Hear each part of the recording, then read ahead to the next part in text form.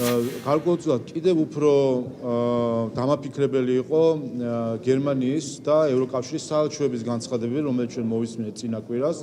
სამწუხაროდ ნაცვლად იმისა, რომ ქართულ ხალხს მოესმინა წუხილი საელჩოების მხრიდან, იმის გამო, რომ ასეთი შეხვედრები შედგა და მოგვეცმინა განმარტებები იმასთან დაკავშირებით თუ რასთან ქონდა საქმე, ჩვენ მოვისმინეთ გარკვეულწილად ამ განცხადებებმა დატოვა აღქმა, რომ იყო მცდელობა ზურაბ ადეიშვილთან, კრიმინალთან ამ დონეზე შეხვედრების ნორმალიზებისა.